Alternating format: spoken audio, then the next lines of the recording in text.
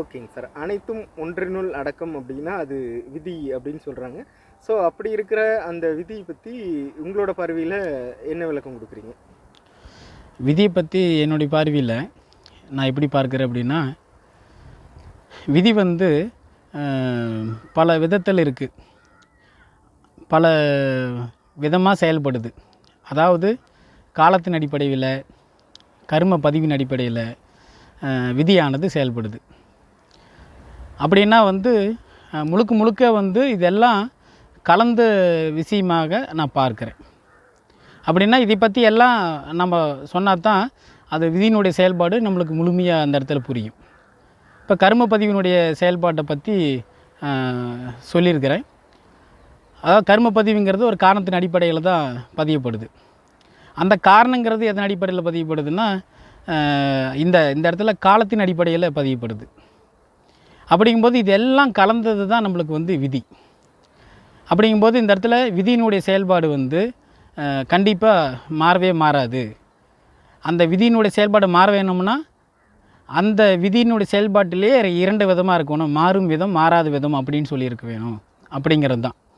அப்படின்னா இந்த இடத்துல வந்து விதியினுடைய செயல்பாடு இது மாறும், இது மாறாது அப்படின்னு சொல்லி ஏற்கனவே முன்கூட்டியே நிர்ணயிக்கப்பட்டதாக இருக்கும் பொழுது அந்த இடத்துல வந்து விதி வந்து மாறும்.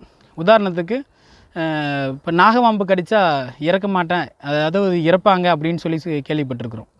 அதாவது பாம்பு கடித்தால் அந்த விஷத்தினால கண்டிப்பாக வந்து இறந்துடுவாங்க அப்படின்னு சொல்லி. ஆனால் வந்து நாகபாம்பு கடிச்சுமே இறக்காமல் இருக்கிறவங்களும் இருக்கிறாங்க, அதாவது இறந்து போகாமல் இருக்கிறவங்களும் இருக்காங்க. இதே மாதிரி விஷத்தை பருகியவங்களும் இறக்காமல் இருக்காங்க. அப்படிங்கும்போது இந்த இடத்துல வந்து விதியானது இந்த இடத்துல ஏன் செயல்படலை அப்படின்னா, அதான் விதி வந்து மாறும் விதி, மாறாத விதி அப்படின்னு அடிப்படையிலேயே பதியப்படுது. அதனால தான் அவங்களுக்கு வந்து பாம்பு கடிச்சும் இறந்து போகலை அப்படிங்கிறது. இதே இன்னொரு விதமாக இப்போ சொல்லப்போனால், நல்லா நடந்துக்கிட்டு போவாங்க, தடிக்கு கீழே விழுவாங்க, இறந்து போயிடுவாங்க. அப்படிங்கும்போது இந்த இடத்துல பார்த்திங்கன்னா விதி எப்படி செயல்படுதுன்னு பாரு.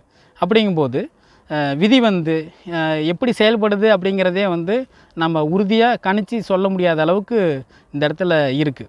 ஏன்னா அதனுடைய செயல்பாடு எல்லாமே இயக்கம் சக்தி கையில் இருக்குது. அப்படிங்கும்போது இந்த இடத்துல வந்து அதன் அடிப்படையில் செயல்படும். நாம் வந்து வழிகட்டாயமாக இதை வந்து செய்ய முடியாது அப்படிங்கிறது தான் என்னுடைய பார்வை கோணமும். அப்படிங்கும்போது விதியானது இந்த இடத்துல 2 விதமாக பார்க்கலாம். மாறும் விதி, மாறாத விதி. அதன் அடிப்படையில் தான் வந்து ஒரு சிலர் இறக்காமல் பொழைச்சிக்கிறாங்க, ஒரு சிலர் இறந்துடுறாங்க அப்படிங்கிறது தான். அப்படிங்கும்போது இந்த இடத்துல விதிக்குள்ளே கர்மப்பதிவு, காலம் இது எல்லாத்தையும் பார்க்குறோம். அதன் அடிப்படையில் வந்து அந்த செயலானது நடக்குது. எதிலிருந்து அப்படின்னா அந்த கரு உருவானதிலிருந்து அந்த குழந்தை பிறக்கும் வரை, அப்புறம் பிறந்ததிலிருந்து அது இறக்கும் வரை எல்லாமே ஒட்டுமொத்தமாக இந்த இடத்துல விதியின் அடிப்படையில் செயல்படுது. அதாவது கர்மப்பதிவு, காலம், விதி எல்லாத்தின் அடிப்படையில் தான் செயல்படுது அப்படிங்கிற பார்வை கோணத்தில் நான் பார்க்குறேன்.